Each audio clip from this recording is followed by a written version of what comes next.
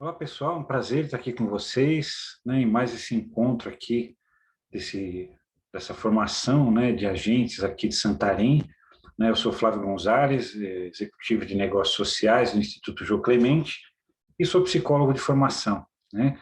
Nesse nosso encontro, né, nós vamos falar sobre a tipificação das deficiências, né. O que seria isso? É o que caracteriza, né, ou seja, o que é deficiência aos olhos da lei, né? É isso que nós vamos trabalhar nessa pequena aula, digamos assim, gravada, né?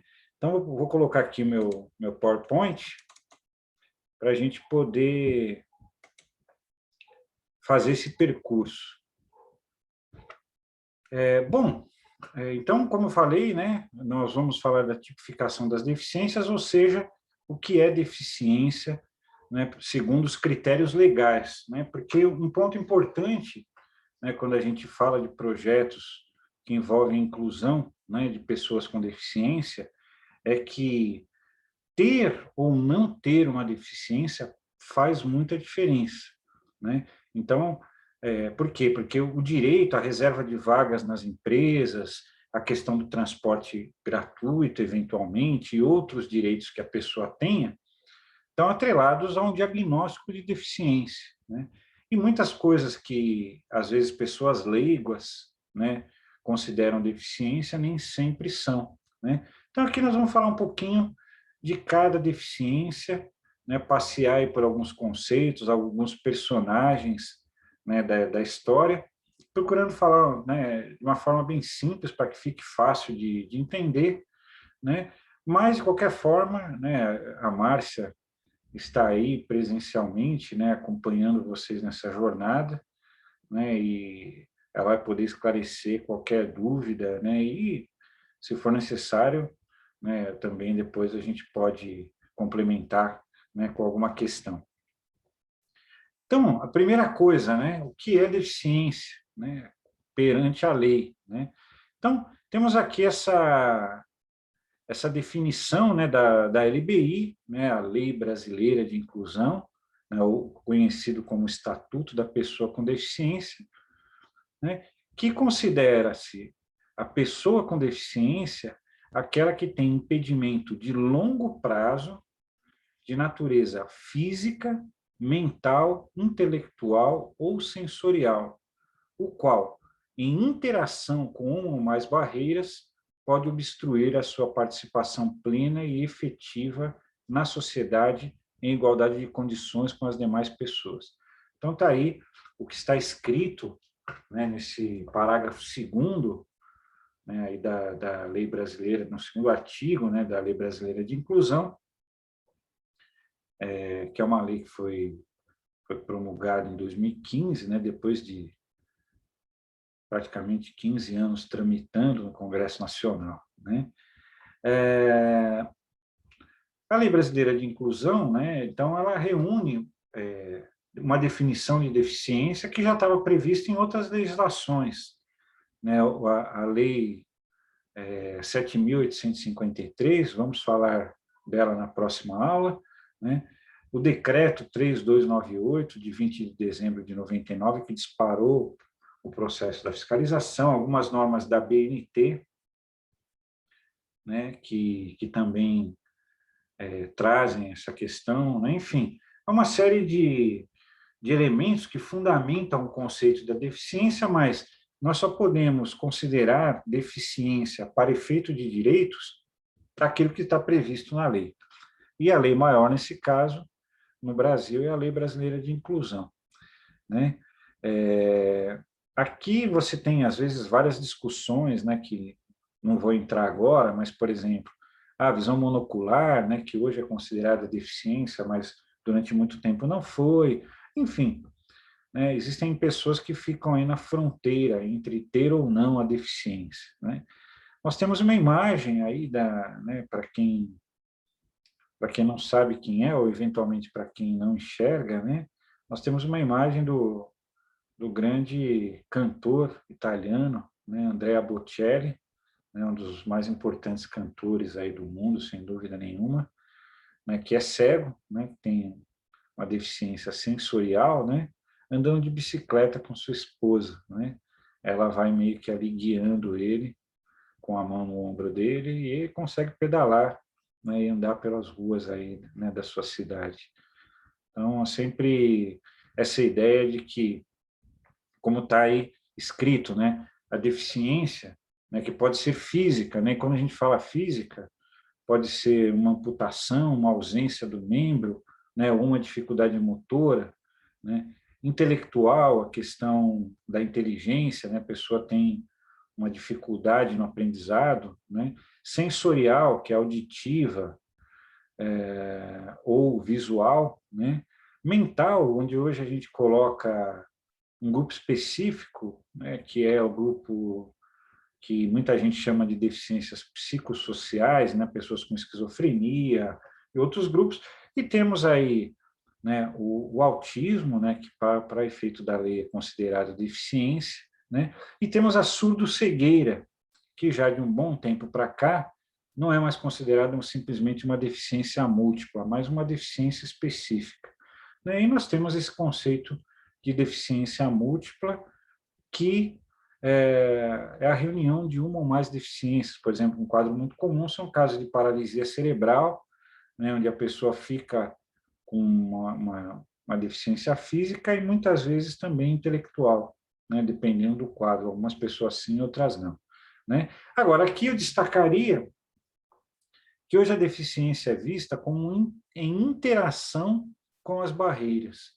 Né? Nós vamos aprofundar isso um pouquinho, mas no modelo social da deficiência, né, onde nós temos um conceito que hoje é o mais moderno, que não vê a deficiência como um problema individual, digamos assim, como algo que você precisa corrigir no indivíduo, porque muitas vezes a deficiência ela se manifesta em interação com barreiras. Quanto mais barreiras, mais limitações a pessoa acaba tendo, mas não porque a sua deficiência limita muito, mas porque as barreiras limitam a sua participação, não é? Então, eu dou sempre esse exemplo, né? Uma pessoa cega, ela precisa de ajuda para atravessar a rua, por quê? Porque a sinalização, né, que aqui no Brasil geralmente é uma luz que acende e apaga, ela não considera que existem pessoas que não enxergam essa luz, né? Então, o problema não está na pessoa. O problema é que quem fez essa sinalização simplesmente ignorou esse grupo. Então, aí nós temos que trabalhar eliminando essa barreira, minimizando essa barreira, e não simplesmente achando que, olha, não, essa pessoa não tem condições de atravessar uma rua. É um erro. Né? Então, é isso. A ideia que hoje nós temos no modelo social da deficiência, que é muito utilizado, é uma das principais referências do emprego apoiado, ela vê sempre a deficiência em interação com diversas barreiras. Né? Primeiro, uma coisa que nós frisamos muito, sempre usar o termo pessoa com deficiência, não é? A gente não usa hoje o termo portador, né? Porque a pessoa que porta alguma coisa é algo que não faz parte dela. A pessoa pode portar um vírus, né? Ela pode ser portador de uma carta, né? Mas ela não é portadora da deficiência, né? A deficiência é parte dela, né? Vamos imaginar que nós temos um sujeito que é calvo, né? Que é careca, né? Nós não falamos que ele é um portador de calvície, isso não faria sentido, né? A calvície é uma das características dessa pessoa, não é? Então, é a mesma lógica que a gente utiliza, né? Então, nós usamos pessoa com deficiência, nós não falamos o deficiente, né? No dia a dia, muitas vezes a gente fala, mas está errado, porque a pessoa não é deficiente, né? Porque ela pode ser eficiente em muitas coisas, né? Nós mostramos ali a foto desse cantor italiano Andrea Bocelli, que é um cantor premiado, famoso no mundo inteiro. Na profissão dele, ele é altamente eficiente, né? Agora, ele tem uma deficiência que é a cegueira, né? Então, a gente não pode colocar como a pessoa é deficiente. Não, ela tem uma deficiência, não é? Nós não falamos, então, portador, e nós não usamos jamais palavras no diminutivo, não é? Por exemplo, né, que se usava muito antigamente, ceguinho, né? Mudinho, esse tipo de coisa. Nós que vamos trabalhar, vocês que vão ser agentes de inclusão, nós temos que usar uma linguagem mais formal, uma linguagem mais técnica, digamos assim, e que evidencia também um profundo respeito pela pessoa, né? Então, sempre pessoa com, né? E aí pode ser uma pessoa com deficiência visual, né? O movimento de pessoas com deficiência visual e mesmo auditiva, muitas vezes eles preferem ser chamados de surdo, né? Ou cego, né? Eu, particularmente, né, isso não existe uma lei que a gente tenha que seguir, eu prefiro, então, se ele prefere a palavra surdo, eu prefiro usar pessoa surda, né, ou pessoa cega. Mas eu nunca elimino o termo pessoa, porque isso é o básico, né? E quando nós falamos, por que usar esse termo, né, que ele é usado em espanhol, é persona com discapacidade, né? Em inglês é disabled people, né? Sempre people, a pessoa em inglês, né? Então, é, é sempre com a seguinte ideia, né? Você não esconder ou camuflar a deficiência, porque tem gente que fala assim, ah, é melhor usar pessoas especiais, né? Mas quando a gente faz isso, fica a impressão assim, ah, não fala não que você tem deficiência, né? Porque isso não é legal. Vamos usar outra palavra, a pessoa especial, né? Mas quando a gente usa a pessoa especial, de uma certa forma, é como se a gente estivesse dizendo que a pessoa ela tem que omitir a palavra deficiência como se tivesse algum problema, né? Então não tem problema nenhum. Ter deficiência é uma característica natural da comunidade humana, né, digamos assim, né? A deficiência ela faz parte do ser humano, né, da população, enfim, ela está presente em todas as épocas, em todos os países, né, em todas as culturas, né? Ela é inerente, né? O ser humano ele está sujeito a diversas adversidades e ele facilmente adquire uma deficiência, ou muitas vezes nasce com ela, né? Então, não há motivo para a gente esconder ou maquiar o nome, o termo deficiência para dizer uma outra palavra. Hoje em dia tem muita gente que está querendo usar diversidade funcional, né? Isso faz um sentido, né? Realmente, as pessoas não precisam necessariamente todas têm a mesma funcionalidade, ou seja, né, tem pessoas que conseguem caminhar, têm as funções motoras, né, da perna, e outras não. Então, isso seria uma diversidade funcional, né? E na visão de alguns não é bem uma deficiência. Mas aí a gente tem que tomar esse cuidado, né, de não achar que não pode falar a palavra deficiência, né? Então, a gente prefere usar o termo pessoa com deficiência. Também não aceitar essa falsa ideia de que todo mundo tem uma deficiência, né? Não, todo mundo tem eu tenho minhas deficiências, você tem as suas deficiências. Lógico, nenhum de nós é perfeito no sentido moral, talvez, do termo, né? Todos nós temos, como pessoas, temos lá nossas qualidades, os nossos defeitos. Mas quando nós falamos a palavra deficiência, nós estamos falando de uma condição, né? De uma condição específica que é caracterizada pela medicina, né? Agora, se eu sou, sei lá, um sujeito egoísta, se eu sou medroso, né? Isso pode ser o que eu considero popularmente chamado de defeito, mas daí eu querer justificar, olha, você tem essa deficiência, mas eu tenho a minha também, que eu sou.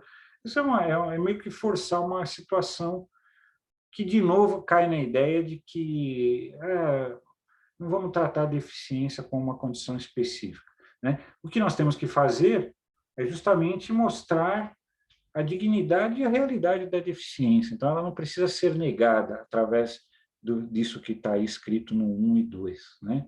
Então, a pessoa tem uma deficiência, né? Cada pessoa que tem uma deficiência tem a característica específica da sua deficiência, mas nós não precisamos usar que a pessoa é especial, que a pessoa tem diversidade funcional, que a pessoa tem habilidades diferenciadas, enfim, né? O pessoal é bem criativo, né, no sentido de utilizar esse tipo de termo, no fundo, para omitir a palavra deficiência, o que não é necessário e nem é legal, né? Porque é como você imagina assim, você tem um filho com deficiência, você fala assim, olha, filho, não fala não que você tem deficiência, fala que você é especial, né? Que recado que você está dando para essa criança, né? Que ele tem que ter vergonha da condição dele, entende? Então, a gente usa o termo pessoa, né? Com deficiência e está tudo certo, né? E aí, nós vamos entrar, né, rapidamente nas diversas deficiências, né? Temos aí uma foto de um surfista aqui do litoral de São Paulo, né? Já foi até um alvo de um documentário no cinema, o Pauê, né? Que não tem as pernas, né? Ele é uma pessoa que tem uma amputação nos membros inferiores e ele está aí, né? Na foto, para quem eventualmente não enxerga, ele está surfando, né? Com a sua prótese, naturalmente, ele já recebeu alguns prêmios também, uma pessoa muito conhecida, né? Então, mostrando que nós podemos, com os devidos apoios, né, conseguir participar de todas as atividades, né, da vida social. Nós evitamos hoje um pouco a palavra superação, né, que é uma palavra bonita, né? Mas quando nós falamos que a pessoa tem que se superar, nós estamos colocando toda a responsabilidade de enfrentar as barreiras do mundo nas costas da pessoa. Então, aí fica parecendo, se a pessoa não conseguiu, é porque ela não se superou, então a culpa é dela, né? Então, não, porque o problema muitas vezes, ou talvez na maioria das vezes, não é a pessoa, né? É o mundo que exclui. Então, a pessoa não tem que se superar, talvez o mundo, né, provavelmente tenha que superar seus preconceitos, tenha que superar sua falta de consideração, né, sua falta de atenção aos direitos que as pessoas têm, né? E não que a pessoa precisa se superar para provar para o mundo que ela consegue. Não, porque muitas vezes quem impede a pessoa de conseguir é o mundo, né? Agora, com os devidos apoios, né? Por exemplo, temos aí o Paulo com essas próteses, né? E treino, claro, aí tem um esforço individual, ele treinou muito, ele consegue surfar, consegue ser um bom surfista, né? Mas, né, particularmente, eu evito usar, né, esse termo que é muito popular no campo da deficiência, superação, por esse aspecto que eu falei, né? O problema não é a pessoa se superar, o problema é nós superarmos as barreiras que impedem a participação da pessoa, né? Quando nós falamos da deficiência física, olha só, nós temos aí, vocês vão reparar que todas essas palavras que estão aí ou terminam em plegia ou em paresia. Quando eu falo plegia, eu estou falando de uma paralisia completa. E quando eu estou falando de paresia, é uma paralisia parcial, né? Ou seja, a pessoa não é completamente paralisada, né? Parcialmente, né? Então, a pessoa tem algum movimento. Então, paraplegia, eu estou falando das pernas, né? Dos membros inferiores. Então, a paraplegia, a pessoa não tem o movimento dos membros inferiores. Geralmente é a pessoa que usa uma cadeira de rodas, claro, né? Já a paraparesia, a pessoa tem um pouco dos movimentos. Então, às vezes, ela pode até usar uma cadeira por conforto, mas ela pode usar uma órtese, né? Que é uma espécie de armadura que a pessoa coloca para se sustentar, é uma muleta canadense, aquela que encaixa nos braços, né? Mono significa um, né? Então, nós temos lá a monoplegia, a pessoa tem um membro paralisado, pode ser um braço, uma perna, né? Que aí, normalmente, se for a perna, a pessoa usa aquela muleta que coloca debaixo do braço, que nós chamamos de muleta axilar, ou monoparesia, a pessoa não tem a mobilidade, mas ela consegue uma certa mobilidade, né? Então, por exemplo, se a pessoa talvez não precise necessariamente de uma muleta, talvez até ela consiga andar popularmente, né? O pessoal fala mancando, né? Tecnicamente nós usamos uma outra expressão, né? Que é claudicando, marcha claudicante, né? Porque fica feio um profissional da área falar assim, não, aquele sujeito manca, não, ele tem, olha o palavrão, tá? Ele tem um déficit deambulatório decorrente de uma marcha claudicante, né? Por que esse nome? Porque existia em Roma um imperador chamado Cláudius, né, que construiu a Via Ápia, até hoje um ponto turístico em Roma, que ele tinha uma monoparesia de membro inferior, ele mancava, né? Então, hoje nós fazemos essa referência à marcha claudicante, né? Mas, enfim, só para dizer que às vezes a pessoa tem um membro ou completamente paralisado ou parcialmente paralisado. Tetra significa 4, né? Então, a pessoa ou tem uma tetraplegia, uma tetraparesia. M significa um hemisfério. Então, a pessoa tem o lado, né, ou o hemisfério direito ou o hemisfério esquerdo, ou completamente paralisado ou parcialmente paralisado, né? É muito comum nas pessoas que têm um acidente vascular cerebral, um AVC, ou popularmente conhecido como derrame, a pessoa fica com uma hemiparesia, por exemplo, ela vai, todo um lado do corpo é semi-paralisado, né? Então, essas são as principais deficiências físicas motoras, né? Ou seja, a pessoa tem um membro, né? Uma pessoa tem ela não consegue movimentar as pernas, por exemplo, mas as pernas estão lá. O problema é motor, né? E aí temos essas duas condições embaixo, né? Na listinha aí, que é a amputação, quando a pessoa perde o membro, né? Ela tem que retirar um membro, geralmente por alguma doença ou algum acidente, né? Então, ela precisa geralmente, como o Pauê, aí, de uma prótese, ou uma malformação, ou seja, a pessoa ela não amputou, mas ela já nasceu sem, né? Então, esses são os principais quadros de deficiência física reconhecidos pela lei, não é? Reconhecidos pela lei. Aqui, eu sempre gosto de trazer alguns exemplos, né? Esta foto é de um presidente dos Estados Unidos, né? Presidente Roosevelt, Franklin Roosevelt, que foi o único presidente na história dos Estados Unidos que teve 4 mandatos consecutivos, né? O Roosevelt ele foi eleito 4 vezes consecutivas presidente e antes de ser presidente ele foi governador do estado de Nova York, né? Depois dele isso foi proibido, né? Que virou quase quase um Hugo Chávez, né? Ficou lá quase 20 anos, né, no poder. E ele era uma pessoa com uma sequela de poliomielite, né? Então, a gente vai vendo aí como realmente, se a pessoa estiver na função certa, não é? A deficiência dela se torna plenamente compatível com aquela atividade que ela está fazendo. Quer dizer, isso não impedia, né, a cadeira de rodas nunca impediu o Roosevelt de ser um presidente importante na história dos Estados Unidos.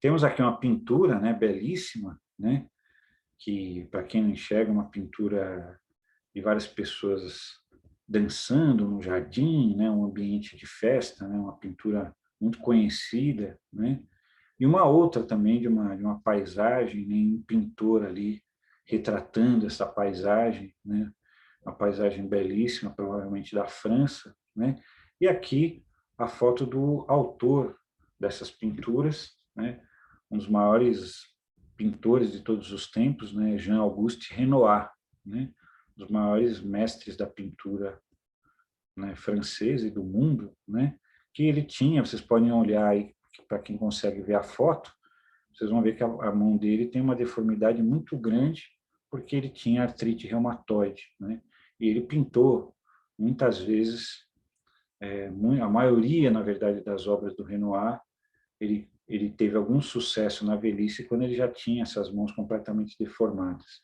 né? Aqui uma coisa que sempre me perguntam, né, sobre essa questão das amputações de dedos, né? O pessoal sempre pergunta, né, por exemplo, o ex-presidente Lula, né, ele tem uma deficiência porque ele tem aquela amputação no dedinho, né, que nós tecnicamente chamamos de cada dedo de quirodáctilo, né? Quer dizer, quiro é a mão, né? Dáctilo é o dedo. Então, o ex-presidente Luiz Inácio Lula da Silva ele tem ele teve uma amputação do quinto quirodáctilo, né? Da mão, acho que é da mão esquerda, né? Decorrente de um acidente de trabalho, né? Porém, para a lei, ele não tem uma deficiência, né? Porque aí nós vamos ver essa regrinha aqui. Se a pessoa perder o polegar, né, ela é considerada uma pessoa com deficiência, né? Se a pessoa perder o indicador, ela é considerada uma pessoa com deficiência. Se ela perder dos outros dedos, por exemplo, né, o dedo do meio, né, se a pessoa perder só ele, não é considerado uma deficiência. Mas se ela perder o dedo do meio mais uma parte do indicador, que nós chamamos de falange, a pessoa tem uma deficiência. E se ela perder 3 falanges da mão, ela tem uma deficiência, né? Por que essa diferença? Poxa, o polegar, quer dizer que eu perco o polegar, eu tenho uma deficiência. Eu perco o dedinho, não tenho, né?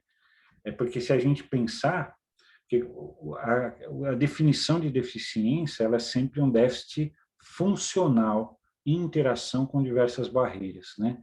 Então, teoricamente, né? Porque quando você perde o dedo polegar, você perde a função, praticamente 50% da função da sua mão, porque é o polegar que faz a pinça, assim como o indicador, né? Já em tese, né, o dedinho ele não quase que não participa desses movimentos do cotidiano, né? Claro, se a pessoa for um pianista, isso vai atrapalhar muito, mas via de regra, ele não traz um déficit funcional muito significativo. Por isso, aos olhos da lei, não é considerado deficiência. Isso daí vem de uma tabela do INSS, da reabilitação, né? Porque isso não está na lei. E aí, quando aparecem essas dúvidas, a gente tenta recorrer a algum tipo de norma aprovada pelo governo para amparar esse tipo de decisão, não é? A mesma coisa aqui, né? Temos aí um retrato, né, de uma nobre do século XIX, Lavínia Warren, né, que tinha uma baixa estatura já considerada nanismo, né? O pessoal brinca muito, né, sobre 1,5 m, né? 1,5 m não é considerado nanismo, né? Para a pessoa ser considerada uma pessoa com nanismo, né, o homem ele tem que medir menos de 1,40 e a mulher menos de 1,35, né? Então, existe um critério para isso, né? Então, né, a pessoa tem 1,5 m, né, mas você percebe, né, o porquê que é importante a lei definir o que é deficiência, senão todo mundo vai dizer que tem deficiência, né? Eu vou chegar lá, olha, eu estou usando óculos aqui, tenho 2 graus, uso um óculos de 2 graus, eu poderia chegar lá e falar, não, eu tenho deficiência. Aí tem reserva na universidade para quem tem deficiência, tem reserva de emprego para quem tem deficiência, tem o transporte público para quem tem deficiência. Então, a lei, quando ela cria o direito para algum grupo, ela precisa dizer quem se enquadra nisso. Por isso que é importante isso, tudo que a gente está falando. Tá? Aqui, a deficiência intelectual. Né? O que é a deficiência intelectual? É uma dificuldade no aprendizado. Não é? Embora, né, olha, eu coloquei aí a classificação da CID, né, que é a Classificação Internacional de Doenças da OMS, Organização Mundial de Saúde, que ainda utiliza a palavra retardo, né? Nós não usamos mais isso, obviamente, né? Mas, na verdade, a pessoa tem um atraso no desenvolvimento, né? Com o QI, que é o quociente de inteligência, né? Com essa numeração aí. Então, se a pessoa tem um QI entre 50 e 69, ela tem uma deficiência intelectual leve, né? Se ela tem o QI entre 35 e 49, moderada, entre 20 e 34, severo, e abaixo de 20, profundo, né? O que é isso, QI? Na verdade, nós estamos vendo um pequeno gráfico aí que foi criado pelo Wechsler, né? Já lá no início dos anos 50, no final dos anos 40, né? Ele elaborou um teste. Então, assim, a maioria das pessoas, vamos supor, nós fizemos uma prova aqui, a maioria das pessoas tirou nota 8. Então, o 8 vai ser a média, o risco do meio, aí o 100, né? E aí, conforme vai abaixando, a pessoa pode estar abaixo da normalidade, né? E no campo da deficiência. Então, você tem o 100 ali, que seria a inteligência padrão, digamos assim, né? E aí, tem dois desvios para baixo, né? Se a pessoa tem 85 ou 70, ela ainda está numa faixa média inferior, né? Uma variação da normalidade. Abaixo de 70 já é considerado uma deficiência. E o mesmo caso para o oposto, né? Então, vamos supor que dessas pessoas que tiraram nota 8 na prova, teve uma meia dúzia que tirou 10. Então, esse pessoal tá acima da média, né? Aí teve uma meia dúzia que tirou 4, então estão muito abaixo da média. Então, essa classificação que foi criada para tentar medir, né, a deficiência intelectual. Mas, resumidamente, a pessoa que tem uma deficiência intelectual, ela tem uma dificuldade no aprendizado, que pode ser uma dificuldade mais leve, né? Se ela for um pouquinho mais acentuada, é moderada, se ela for muito, muito grande, é severa ou profunda, né? Então, geralmente, a pessoa com deficiência intelectual, ela demora um pouco mais a falar, demora um pouco mais a andar, desde a infância você vai vendo essa característica. Mas ela aprende, só que aprende com mais dificuldade, né, às vezes de uma forma um pouco mais lenta, né, mas não é que a pessoa não aprende nada. Quando tem atividades muito, muito complexas, muito complicadas, né, de matemática, claro, você pode estar me vendo agora e falando assim, poxa, mas eu tenho uma dificuldade em matemática, será que eu tenho deficiência? Não, né? Acontece que a matemática é uma coisa que ela pode ter um nível de complexidade muito grande e que muitas pessoas sem deficiência também têm essa dificuldade. Só que se você estudar, se você se dedicar, se você realmente se interessar por isso, você vai acabar contornando essa dificuldade e você vai aprender, né? Agora, se a pessoa tem uma deficiência intelectual, muitas vezes ela vai chegar numa barreira ali, que, olha, daqui para frente a pessoa não consegue, porque ela não tem um funcionamento da inteligência dentro de uns padrões chamados normais, né? Agora, é, é, de muitos anos para cá, esses modelos vêm sendo discutidos, né? Hoje se fala de inteligências múltiplas, né? Um psicólogo da Universidade de Harvard, né? O Howard Gardner, mostrou que cada pessoa tem um tipo de inteligência, ninguém é bom em tudo, digamos assim, né? Aqui, a Associação Americana definiu alguns critérios para a gente considerar uma pessoa com deficiência, né? Então, a pessoa, ela deve ser avaliada nesses 5 eixos aí. Habilidades intelectuais, né, quer dizer, a capacidade realmente de resolver problemas, de resolver as coisas. O comportamento adaptativo, né? Pô, ela tem dificuldade na escola, ela consegue trabalhar, né? Ou tem algumas dificuldades, né? Participação, interações sociais, regras sociais, a pessoa tem alguma dificuldade de compreender que, olha, aqui eu não posso fazer tal coisa, ali não posso fazer. Saúde, né? E contexto, né? Quer dizer, a pessoa sempre deve ser avaliada dentro da sua cultura. Se você pegar uma criança da Dinamarca, que onde o ensino é muito forte, ela provavelmente vai ter capacidades que algumas crianças aqui do Brasil aparentemente não têm, mas não é porque ela é melhor, né? Não, porque ela foi melhor estimulada, né? Porque a inteligência, ela se desenvolve sempre, quer dizer, a pessoa tem a capacidade dela, e na interação com o ambiente ela vai desenvolvendo a sua inteligência. É claro que em países onde a educação é muito mais avançada, a pessoa acaba tendo um desenvolvimento intelectual maior. Então, você sempre deve olhar para o contexto, né? Por exemplo, pode ter um país muito, muito pequeno, muito, muito pobre, onde as pessoas não sabem, boa parte das pessoas não sabem ler e escrever. Isso ainda existe muito aqui no Brasil também, né? Então, você não pode concluir, olha, essa pessoa tem deficiência porque ela não sabe ler e escrever. Não, no contexto em que ela está, então, por exemplo, no Brasil, em determinadas regiões, né, as pessoas não têm acesso à escola e acabam não se alfabetizando. Então, isso não dá para você considerar deficiência nesse contexto. Aí você tem que avaliar outras coisas para ver se a pessoa tem uma deficiência.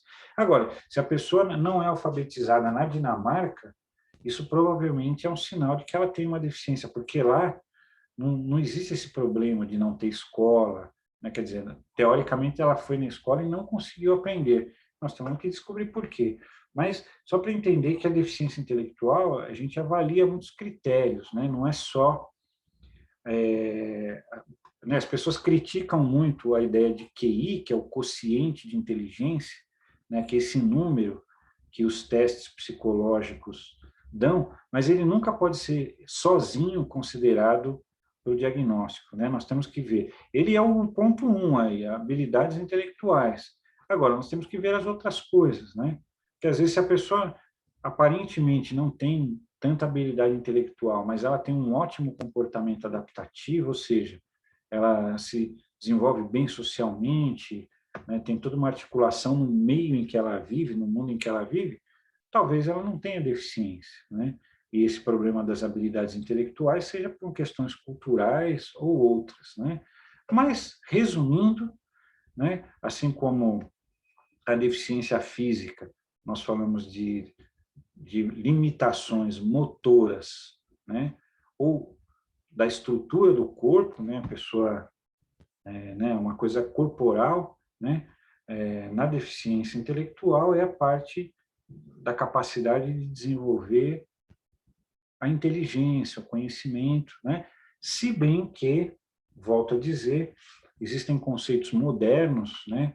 Como a questão das inteligências múltiplas, né? Que vai dizer que cada um de nós tem as suas inteligências mais desenvolvidas, né? Que as outras que combinam entre si, né? Então, às vezes você vê uma pessoa que ela é péssima em matemática, mas ela é um excelente músico.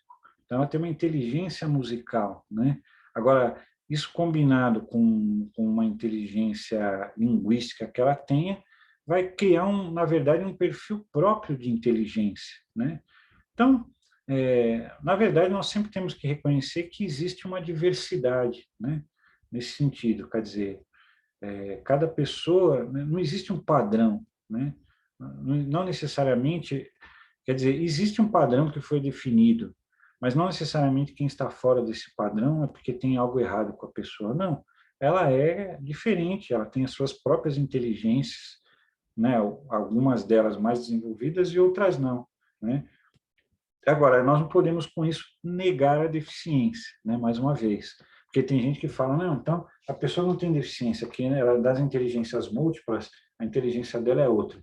Não, mas quando você vai fazer o diagnóstico de uma deficiência intelectual, você já vai perceber que a pessoa teve um atraso no desenvolvimento todo, né, ao longo da sua vida. Então, ela teve mais dificuldade para falar, teve mais dificuldade para andar, depois teve dificuldade na escola. Então, você junta essas informações com o QI, que é feito através de testes psicológicos, e a pessoa, você consegue aí, um psicólogo, né, consegue realmente fechar esse diagnóstico, né, e dizer se a pessoa tem deficiência intelectual ou não. A gente fala sempre disso porque, diferente de uma deficiência física, você bate o olho, você vê que a pessoa tem a dificuldade. Agora, a deficiência intelectual, muitas vezes, a pessoa, né, porque ela não é visível, né, na verdade, ela é invisível. E muitas vezes a pessoa tem uma deficiência intelectual, a família fala que ele é preguiçoso, que ele não gosta de estudar, né, fica ainda culpando a pessoa, e quando você vai ver, é porque ele tem uma dificuldade mesmo, né, maior do que seria o esperado, né. Então, é isso. Temos a deficiência auditiva, né? Temos aqui a figura, a foto, né, do Ludwig van Beethoven, né, um dos maiores músicos da história da humanidade, que era surdo, né, começou a perder a audição aos 35 anos e ficou completamente surdo aos 52 anos. E isso não impediu que ele se tornasse um grande compositor, o maior, talvez, da história, e um maestro, né? E a deficiência auditiva, ou seja, a surdez, né? Todos nós sabemos o que é a surdez, uma dificuldade para escutar. Olha só, ela tem que ser bilateral, ou seja, nos dois ouvidos, né? Parcial ou total de 41 decibéis ou mais, aferida por um audiograma nas frequências 500 Hz, 1000 Hz, 2000 Hz, 3000 Hz. Poxa, o que é isso, né? Então, assim, decibel né, foi a medida da intensidade do som, que tem esse nome porque ela foi criada por Alexander Graham Bell, o sujeito que inventou o telefone, né? Então, nós que temos aí um telefone no bolso, né, para quem está com o celular, nós devemos isso lá atrás ao Alexander Graham Bell, né? E o Graham Bell, entre outras coisas que ele fez, foi um sujeito extremamente criativo, né? Ele criou aí essa medição do som. Então, o que é o audiograma? Para quem nunca viu, você entra numa cabine, eles põem um barulhinho, está lá na frequência X. Aí se você escuta, você faz assim, estou escutando, né? Se você não escuta, você não fala nada, você fica lá parado. Então ele vai vendo, quer dizer, a partir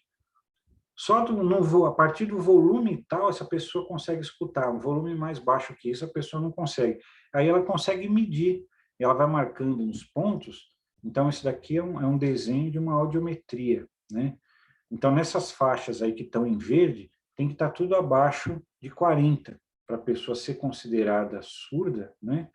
Nos dois ouvidos, né? Por exemplo, se a pessoa escuta muito bem de um ouvido e não do outro, ela não é considerada deficiência, tá? Então, ela não é considerada uma pessoa com deficiência, né?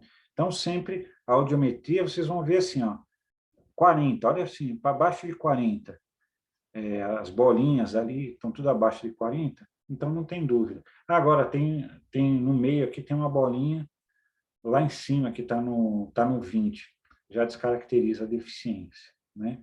Então, porque a surdez você também tem que medir de alguma forma, né? Nesse caso aqui desse desenho, a pessoa praticamente é completamente surda, ela não escuta nada, né? Então, os níveis estão baixíssimos, né? Então, não tem nem dúvida. Agora, tem pessoas que têm uma perda auditiva leve, né? Que aí, aqui na audiometria, ela vai começar a escutar a partir do 20, a partir do 30. Essa pessoa, ela escuta um pouco, né? E a partir do 20 e 30, não se pode chamar, para a lei atual, de pessoa com deficiência. Ela tem sim uma perda auditiva, mas não chega a ser uma deficiência, né? Agora, a partir de 40, aí sim já é uma deficiência, certo? Aqui temos um dos maiores inventores da história, né? Thomas Alva Edison, né? Que inventou, por exemplo, a lâmpada elétrica, né? E o Thomas Edison, muita gente não sabe, ele era surdo, né? Então aqui tem uma frase dele, né? A surdez foi de grande valia para mim, poupou meu trabalho de ficar ouvindo uma grande quantidade de conversas inúteis e me ensinou a ouvir a voz interior, né? Então ele canalizou esse silêncio obrigatório que ele tinha, ele usou isso para se concentrar nas coisas que ele fazia, conseguiu se tornar uma pessoa que influenciou muito, né, na história da humanidade, né? Nós não ficamos no escuro hoje, não precisamos mais acender tochas à noite graças a ele, né? Então, tá aí, né, assim, sempre mostrando o papel também da pessoa com deficiência na história, protagonista da história da humanidade, né? Embora sempre, né, ao longo da história da humanidade, a pessoa com deficiência viveu sempre excluída, sempre marginalizada, né? Nós temos esses exemplos de pessoas que, com todas essas dificuldades sociais que foram colocadas, né, ainda assim conseguiram se destacar, digamos assim, né? E entrar para a história, né, tendo uma deficiência, né? Então isso mostra também que, no final das contas, a deficiência não impede a pessoa de desenvolver um bom trabalho. Ela só tem que ter um trabalho compatível, né, com a sua possibilidade funcional, com as suas habilidades, né? Então, nós no emprego apoiado, né, nós olhamos sempre para as habilidades, né, para aquilo que a pessoa tem de melhores capacidades e tentamos combinar o trabalho que nós vamos ajudar essa pessoa a encontrar com as suas habilidades, com as suas capacidades. Não vamos ficar olhando só para as limitações que a pessoa tem, né? Então, isso é importante, tá? Deficiência visual ou baixa visão, né? Sempre existiu aí uma grande polêmica em torno da visão monocular, né? Mas agora não há dúvida, né? Já foi sancionado pelo atual presidente da República, né? enfim, uma normativa de que a pessoa com visão monocular é sim uma pessoa com deficiência.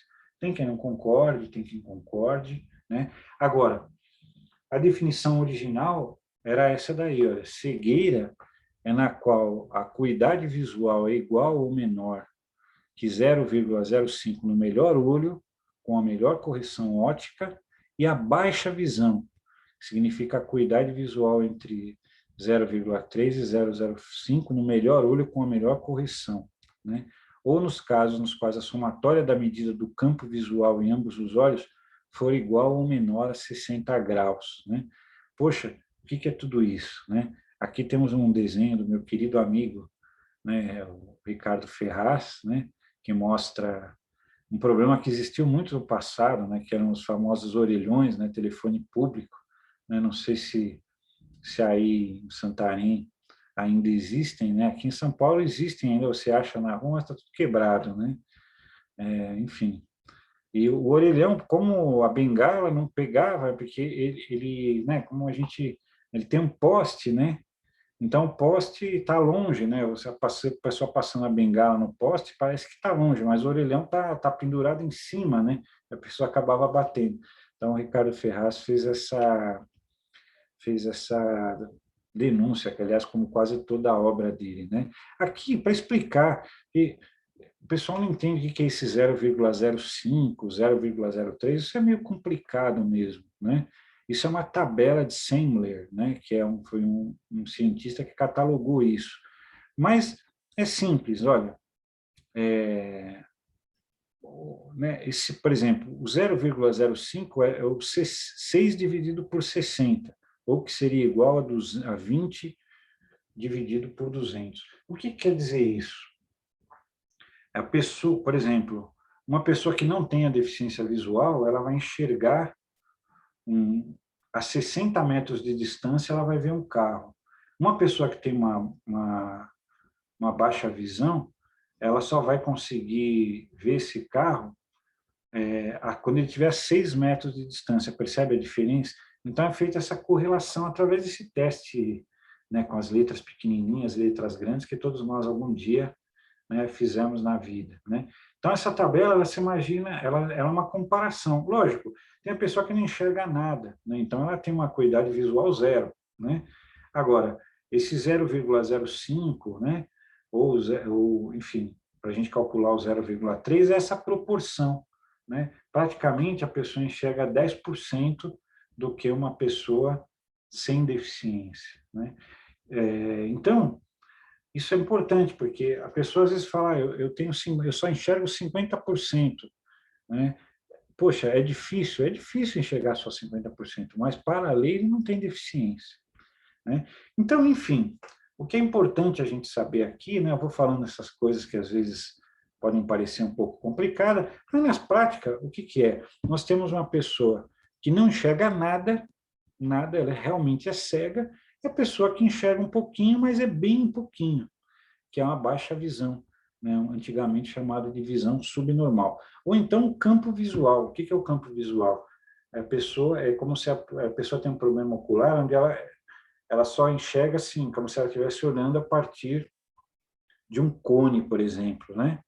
Então, o campo visual, aqui, vamos dizer, aqui é 100%, aí vai reduzindo. Se a pessoa tiver 60% do campo visual para baixo, também ela pode ser caracterizada como uma pessoa com deficiência visual, né? Então, é isso, né? Mas sempre existe a baixa visão ou a cegueira. Na prática, isso é que é caracterizado por uma deficiência. Mas essas situações, né? O que hoje tem, a visão monocular, né? Hoje é considerado uma deficiência. O que é visão monocular? A pessoa só enxerga um olho, mas esse olho enxerga normal, né? Porque veja aqui, olha o que a lei falava, né? O melhor olho com a melhor correção. Então, aonde que você deveria medir? No olho que a pessoa enxerga melhor. E de óculos, que é a correção. Então, a pessoa com visão monocular, se você for medir a visão pelo melhor olho, que é o olho que ela enxerga, ela não vai ter deficiência. Por isso que tem muita gente que não concorda em incluir a pessoa com visão monocular na legislação de pessoas com deficiência, mas isso foi incluído, né? Existem aspectos políticos, tem uma série de questões que entram nessa questão aí, né? Aqui, uma estátua muito bonita que mostra o Louis Braille, né? Que inventou o sistema Braille, né? Na verdade, né, tem um texto aí escrito, mas assim, o Braille, né, era um garoto, ele descobriu, ele era cego, né, tinha ficado cego, e ele descobriu, né, né, um, um militar apresentou para ele, né, um capitão reservado, reformado da artilharia francesa, Charles Barbier, apresentou para ele um código secreto que era usado na guerra, que era baseado em pontinhos, né? Um pontinho significa A, dois pontinhos significa B. E ele falou, pô, mas eu posso usar isso para quem não enxerga como eu. E ele pegou esse código, ele fez toda uma adaptação e criou o que virou o sistema Braille, né? Onde a pessoa enxerga usando o tato, né? Ela consegue ler os furinhos ali, né? Os furinhos do papel, né? Então, é um sujeito que realmente, com 15 anos, criou o sistema e que está valendo até hoje, né? Olha como ele foi bem sucedido na sua invenção, né? Então, é isso, né? A escrita Braille é isso. Deficiência múltipla, aqui eu já falei, a surdo-cegueira, né? Nós temos aqui uma foto de uma das principais ativistas de todos os tempos do movimento de pessoas com deficiência, Helen Keller, que era surdo-cega. Hoje a surdo-cegueira é considerada uma deficiência específica, já não é mais considerada uma deficiência múltipla. Mas durante muito tempo foi considerada uma deficiência múltipla porque a pessoa tem duas deficiências, né? Ela tinha, no caso da Helen Keller, uma surdez e uma cegueira, né? E aí ela foi alfabetizada por uma professora chamada Anne Sullivan, que adaptou uma espécie de língua de sinais na palma da mão, né? Então, fazendo uma espécie de língua de sinais na palma da mão, ela conseguiu alfabetizar a Helen Keller e depois a Helen Keller se formou em filosofia e foi uma das maiores defensoras dos direitos da pessoa com deficiência de todos os tempos, né? Mas é muito comum a pessoa, às vezes, ter uma deficiência física e intelectual, né?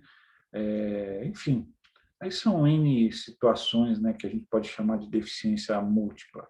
Claro que esses casos também são considerados, né, para... Agora, é isso que eu falo, às vezes a pessoa, como já aconteceu, né, de uma pessoa que eu atendi, ela tinha um problema de audição que não chegava a ser uma deficiência, mas ela não escutava muito bem, ela também não enxergava muito bem.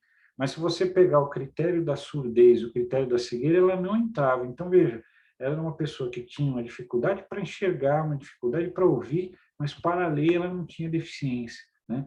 Claro que são casos que precisam do nosso apoio, mas não dá para a gente, por exemplo, incluir essa pessoa pela lei de cotas, né?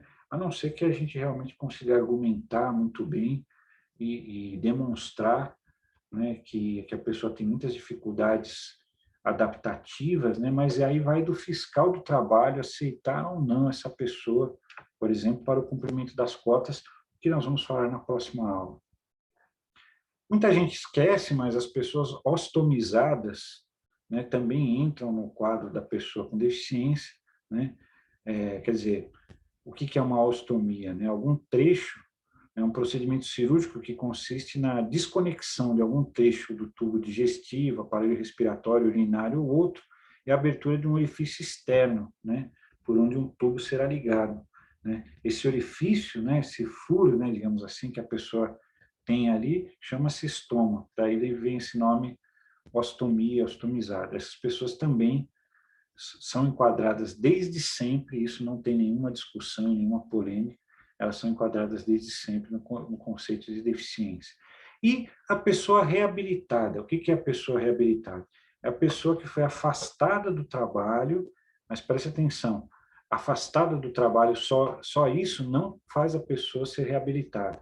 Essa pessoa foi afastada do trabalho, o perito do INSS encaminhou ela para um programa de reabilitação, ela participou desse programa, fazendo um curso, fazendo um estágio, alguma coisa do gênero, e no final ela recebe um certificado com esse modelo aí, um pouquinho antigo, mas ainda é assim, né? O certificado de que ela está reabilitada, né? Então, com este certificado, quer dizer, a pessoa cumpriu o programa de reabilitação profissional do INSS, como está escrito aí, a pessoa entra para a cota de pessoas com deficiência, que, na verdade, a cota foi criada para os reabilitados, depois que a pessoa com deficiência entrou. Isso se a gente for ver lá atrás, né, anos 60, 70, né, nós tínhamos muito mais do que hoje acidentes de trabalho, embora tenhamos ainda um número elevadíssimo de acidentes de trabalho, né, mas hoje um pouco menor, né, uma das causas da deficiência também, né, mas ainda depende, a pessoa pode nem ter a deficiência, mas ela foi afastada, passou pelo programa de reabilitação profissional, ela cumpre a cota obrigatória por lei, né? E aí, só para a gente ir caminhando, né, para o final aí, né, mas vamos avançar um pouquinho. Já falei um pouco no começo, no emprego apoiado, nós utilizamos o que nós chamamos do modelo social da deficiência, que vê a deficiência em interação com diversas barreiras, né? Nós fazemos uma oposição do modelo social com o modelo médico. Isso não quer dizer que nós não concordamos com os médicos, que nós estamos criticando os médicos, não é isso. É que você vai no médico, o médico vai ver que, olha, tem algum problema em você, né? Então, que tratamento eu vou te dar, né? Agora, o modelo social da deficiência olha a pessoa no seu contexto, né? Então, às vezes, né, como eu falei no começo, o problema não está na pessoa, mas nas barreiras, né? Então, a gente vê a interação, né? Então, a pessoa tem realmente uma condição médica, né, digamos assim, ou seja, ela não tem uma perna, ela não enxerga. Agora, quanto mais barreiras tiver no mundo, mais limitações ela vai ter. Mas o problema, muitas vezes, não é a limitação que ela tem, mas as barreiras que são colocadas, né? Porque se nós tivéssemos um mundo que não tivesse barreiras atitudinais, não existisse preconceito, né? Um mundo onde tivesse acessibilidade, né? Essa questão da deficiência ia ficar completamente diluída. Agora, você tem um monte de barreiras, você tem o preconceito, você tem a discriminação, aí a pessoa fica impedida de fazer as coisas, não porque a sua deficiência não permite, mas porque o mundo não é adaptado, o mundo não respeitou que existem pessoas que têm essa condição. Então, o modelo social, nós olhamos sempre a interação da deficiência que a pessoa tem com o meio, né? No modelo médico, nós olhamos só para a pessoa, né? Então, assim, alguém pode pensar assim, o sujeito sofreu um acidente, teve uma lesão medular. O médico vai falar, bom, põe ele numa cadeira de rodas, faz fisioterapia, está resolvido, né? Só que nós sabemos que não está resolvido, porque aí não tem o ônibus, que aí não tem a rampa, não tem um monte de questões. Então, essa pessoa, muitas vezes, ela não vai conseguir trabalhar em determinado contexto, não é porque quem está numa cadeira de rodas não consegue trabalhar. Isso não existe. Claro que a pessoa consegue trabalhar agora. Se a pessoa não consegue nem andar na rua porque não tem acessibilidade, ela vai ter dificuldade. Mas o problema não é consertar a pessoa, tem que consertar a rua, né? Entende? Então, isso é o modelo social da deficiência que a gente tem sempre que ver, né? Aí tem toda uma definição, né? Não vou entrar tanto no mérito, né? No em inglês a gente usa esse termo, né? Social Model of Disability, né? Modelo social da deficiência, que está ali, como está escrito nesse texto lá mais embaixo, né? O modelo médico vê muitas vezes a deficiência como uma tragédia pessoal, né? Ou seja, é um problema individual. Mas, na verdade, nós temos aí uma questão coletiva, porque as restrições de oportunidades que a pessoa sofre são criadas pela sociedade, não é pela sua deficiência, né? Então, daí que vem essa ideia do modelo social, né? E a ideia de deficiências primárias, né? Ou seja, se a pessoa é cega, ela não enxerga, isso é deficiência primária. Agora, nós temos as deficiências secundárias, né? Aí ela não consegue atravessar a rua porque tem uma sinalização. Então, nós criamos deficiência que a pessoa não tem, não é? E aí tem uma tabela onde a gente faz isso, né? No modelo médico, nós temos que consertar a pessoa, né? No modelo social, consertar a sociedade, né? No modelo médico, a gente vai olhar muito para o problema, né? Para a limitação, né? No modelo social, nós vamos olhar para as suas capacidades, habilidades, né? No modelo médico, nós temos que ajustar as pessoas aos padrões de normalidade. No modelo social, nós temos que aceitar as diferenças de cada um, né? No modelo médico, a deficiência precisa ser superada. Olha a palavra superação, né? No modelo social, é o ambiente que precisa ser modificado. A pessoa não tem que necessariamente se superar, né? Claro, ela vai se esforçar, etc e tal. Agora, se eu tenho uma escada, não é a pessoa que tem que se virar, se vira para subir essa escada, você tem que se superar. Não, temos que botar uma rampa. Simplesmente assim, simples assim, né? Então, aí a gente vai entendendo, né, o que é esse modelo social. Essa tabelinha foi feita pelo nosso querido professor Romeu Sasaki, uma das referências aí na área da inclusão, né? E aqui é o que está na CIF, né, na Classificação Internacional de Funcionalidade, que é o melhor instrumento que nós temos hoje para pensar a questão da deficiência, dizendo que a incapacidade não é um atributo da pessoa, mas sim um conjunto complexo de condições que resulta da interação da pessoa com o meio, né? É tudo isso que a gente falou, né? Então, a classificação de funcionalidade coloca essas questões, né? A deficiência não é específica de um grupo minoritário, mas uma experiência humana universal, né? É, e ela não, as pessoas que têm a mesma deficiência, como está aí, apresentam perfis muito diferentes, né? Então, nós temos que conhecer cada pessoa, né? Cada pessoa, porque você tem uma pessoa lá com uma deficiência intelectual moderada e uma outra pessoa com deficiência intelectual moderada, mas cada uma teve uma criação, teve uma história de vida, teve oportunidades. Você não pode simplesmente dizer, olha, essas pessoas têm o mesmo desempenho porque elas têm a mesma deficiência. Não, né? Nós temos que conhecer cada pessoa, né? E os fatores ambientais, como a gente falou, o meio, né, as barreiras, assumem um papel crucial, né? E aí alguns pontos, né, para a gente marcar quando a gente fala das deficiências, né? Primeiro, o capacitismo, né? Assim como existe o racismo em relação ao negro, né? Existe o capacitismo para pessoas com deficiência, né? Então, é você subestimar, né, a capacidade da pessoa, né? Muitas vezes até por bondade, né? Não é que necessariamente a pessoa é ruim, né? Mas eu nunca esqueço, quando eu era garoto, eu trabalhava numa loja de disco, olha lá eu revelando minha idade, hein? Eu vendia discos de vinil e eu presenciei uma cena que me fez refletir, embora eu não imaginava que um dia eu ia trabalhar com pessoas com deficiência, né?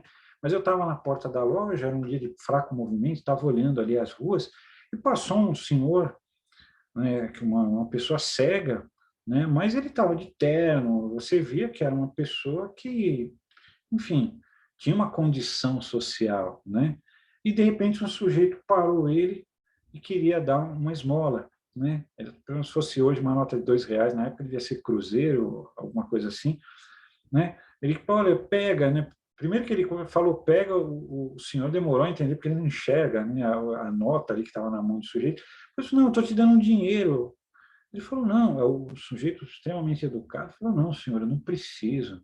Aí ele, pô, pega, deixa de bobagem, estou querendo te ajudar, né? Então, veja, uma situação que eu olhei aquela cena, né? E aquilo me chocou um pouco, porque eu falei, poxa, esse senhor, né, é lógico que ele não precisa de uma esmola, né? Mas esse homem que ele não é um homem ruim, ele é até bom, mas ele acha que pela pessoa ser cega, ela precisa de esmola. E está errado isso, né?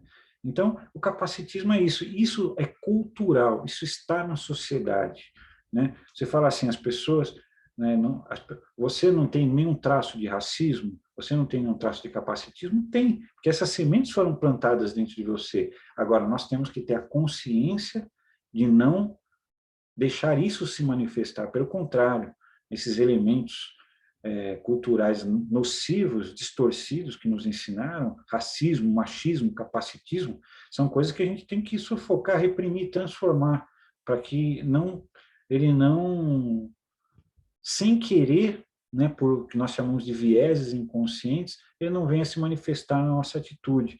Outro dia, eu fui tomar um café com um grande amigo meu, que é cadeirante, E aí eu pedi um café, nós fomos ali numa cafeteria, né? Eu falei, olha, eu quero um chocolate quente, né? E aí a moça falou, tudo bem, e o que ele quer, né? Eu falei, olha, pergunta para ele, né? Mas a pessoa, às vezes ela tem essa dificuldade, né? Eu sei que aqui assistindo a nossa aula tem pessoas com deficiência, várias pessoas com deficiência. Vocês sabem que isso acontece. Isso porque a pessoa é ruim? Não, a pessoa ela recebeu essa herança de uma cultura profundamente capacitista, né? Culpabilização, né? Culpar a pessoa pela sua própria exclusão, que é aquilo que eu falei, né? A pessoa não conseguiu porque ela não se esforçou, porque ela não se superou, né? E às vezes a gente não olha, né? A gente acaba culpando a pessoa pela sua própria exclusão, e isso é uma maldade, né? Tá? Tem gente que fala, às vezes o preconceito está mais na própria pessoa. Não, o preconceito está na sociedade, né? Só que se você tem aquela condição que sofre preconceito, muitas vezes você também tem um pouco de autopreconceito. Agora, você dizer que o preconceito está na própria pessoa, quer dizer, não está na sociedade, o problema é dele, isso é cruel, né? A gente nunca pode fazer isso, né? E atribuir, né, o que é muito comum, né, as pessoas acham que as pessoas não conseguem trabalhar porque ela não tem as competências necessárias, né? Também isso é uma distorção, né? Porque muitas vezes o que ela não tem são os apoios. Então, o sistema de inclusão está errado, não é que a pessoa não tem as competências. Porque se nós não damos os recursos que a pessoa precisa para desenvolver suas habilidades, na verdade, nós estamos impedindo que ela desenvolva. Então, você não vai dizer que a pessoa que não tem as competências, é quem está fazendo a inclusão que não está sendo competente, né? Então, temos aí essas, todas essas nuances aí quando a gente fala da definição de deficiência, né? Mas, em síntese, né, nós vimos aí, então, a deficiência física, né, com suas diversas manifestações, né, a deficiência intelectual, que é a deficiência no aprendizado, né? Deficiência visual, que pode ser parcial ou total, deficiência auditiva, que pode ser parcial ou total, deficiências múltiplas, ou seja, mais de uma deficiência, o autismo, né? Não falei aqui, mas o autismo, que por lei também hoje é considerado uma deficiência, né? A pessoa reabilitada, a pessoa ostomizada, e alguns casos de que nós chamamos de deficiências psicossociais, né? Que são, por exemplo, quadros de esquizofrenia, que hoje podem ser caracterizados dessa forma, e ali na LBI está como deficiências mentais, né? Mas sempre vendo a deficiência em interação com barreiras, né? Ou seja, muitas vezes, grande parte das vezes, o problema está no meio, né? Ou na falta de apoios, né? Então, a falta de apoios faz ficar parecendo que a pessoa não consegue, mas não é que ela não consegue, ela não tem os apoios. E o termo, a palavra que a gente tem que usar é pessoa com deficiência. Bom, pessoal, por enquanto é só, né? Espero que essa aula tenha sido fácil de uma certa forma, né? A gente vai passando por algumas palavras mais complicadas, alguns termos mais difíceis, mas acho que, em linhas gerais, dá para entender bem, né, o que é tudo isso. E isso para nós, né, que vamos ser agentes, né, de inclusão, né, temos que ter essa clareza, né? Quer dizer, quem vai dizer se a pessoa tem a deficiência ou não, no final das contas, é o médico, né? Agora, nós precisamos ter uma noção dessas coisas para orientar as empresas, para orientar as pessoas, enfim, né, para a gente poder realmente ter um entendimento mais profundo do que as pessoas leigas, de um modo geral, né? Então, pessoal, quero agradecer, né, agradecer sempre, né, o pessoal da DEFES, da Brasa, né, nosso, nosso grande articulador aí desse projeto, que é o Stefano, né, a Márcia, né, que está aí, todo o pessoal que está envolvido nesse projeto, que é incrível, né, que a gente tem certeza que vai trazer um impacto muito positivo para a inclusão da pessoa com deficiência, para o combate à exclusão, à discriminação, que existe em todos os lugares desse país, inclusive em Santarém, com certeza, mas que nós podemos interferir e mudar essa condição, né? Contem conosco, né, qualquer dúvida aí, não, infelizmente não posso estar presente aí, né, mas a Márcia está com vocês e com certeza ela vai ser tranquilamente conseguir tirar quaisquer dúvidas que vocês tiverem, mas de qualquer forma eu fico à disposição, né? A Márcia, o Stefano tem meus contatos, é só me acionar caso fique alguma questão. Ok? Vou aqui descompartilhar a tela e encerrar aqui esse vídeo. Até a próxima aula. Temos mais, vamos falar da legislação na próxima. Até lá.